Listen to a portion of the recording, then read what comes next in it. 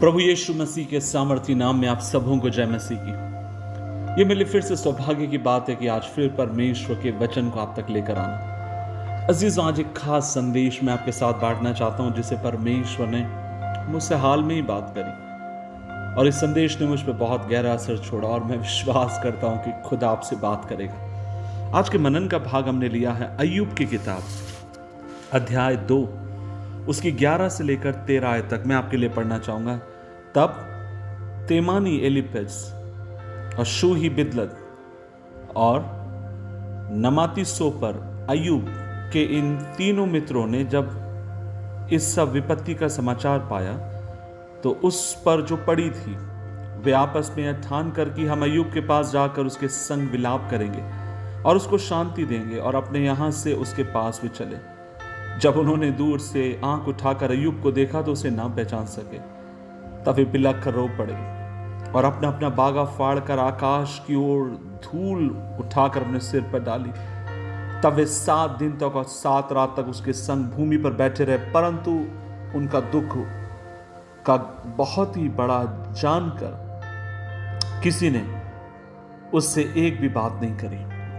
अजीजों, परमेश्वर का वचन यहां पर कहता है कि जब अय्यूब महान परमेश्वर का भक्त, पूर्व के देश का सबसे धनी आदमी, एक ही दिन के भीतर पूर्व के देश का सबसे गरीब व्यक्ति बन गया।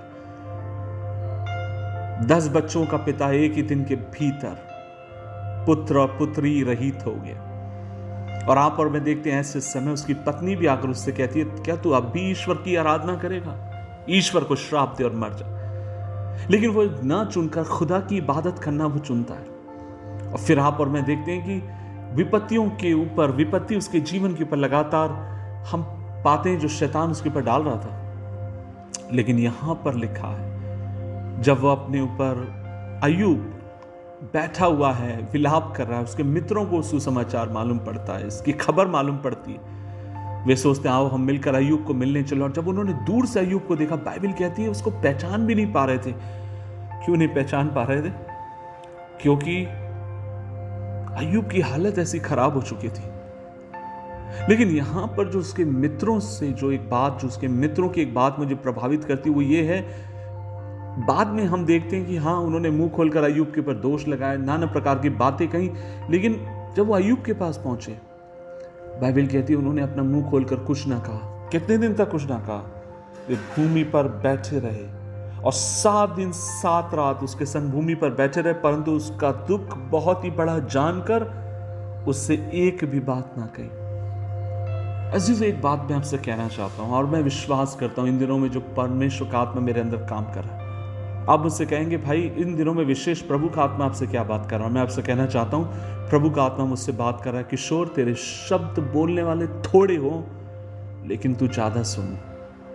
और कई बार प्रचारक होने के नाते, विश्वासी होने के नाते, एल्डर होने के नाते हमारा काम है बोलना, और हम इतना अधिक बोलना पसंद करते हैं कि कई बार हम लोगों की सुनना हमें पसंद नहीं और हम बोलते चले जाते हैं। और मैं आज आपसे कहना चाहता हूं कि आज बोलने वालों की संख्या बहुत ज्यादा है लेकिन सुनने वालों की संख्या कम है। जो लोग टूटे हैं, जो लोग मौत की कगार पर हैं, जो लोग आत्महत्या करना चाहते हैं, जो लोग जिंदगी से निराश और वीरान हो चुके हैं, पता है आज जो बोलने वालों से ज्यादा आज जो सुनने वालों को ढूंढ रहे हैं जो उनकी सुने।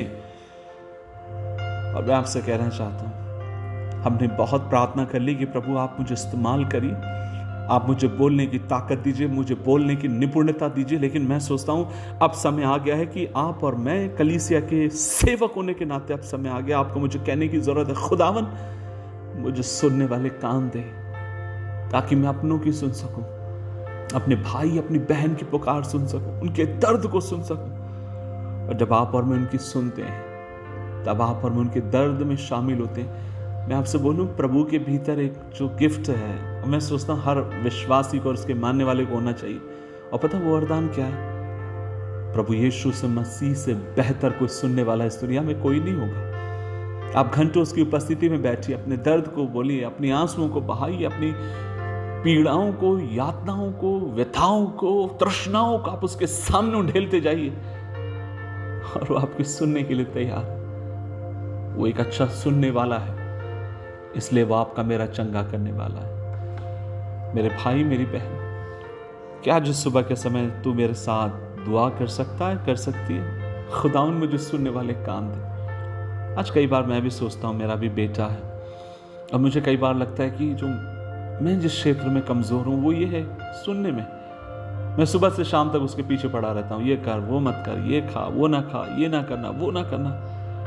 But really I'm weak sometimes. I feel that I'm weak. कई बार मुझे लगता है मैं कमज़ोर हूँ उसके सुनने में, कि उसके पास बैठकर मैं उससे कहूँ, बेटा मैं तेरे सुनने के लिए तैयार हूँ। और आइए खुदा से हम दुआ करें कि वो आपको मुझे ऐसी कुव्वत बख्शे, आपको मुझे ऐसी ताकत दे कि हम सुने। बाइबल कहती है बोलने में धीरज रखो और सुनने में तत्पर रहो। प्रभु हमारी सहायता करें, दुआ करें। प्रभु जी, आज हम मिलकर अपने जीवनों को तेरे हाथ में सौंपते हैं और दुआ करते हैं कि तू हमें सुनने वाले कान दे।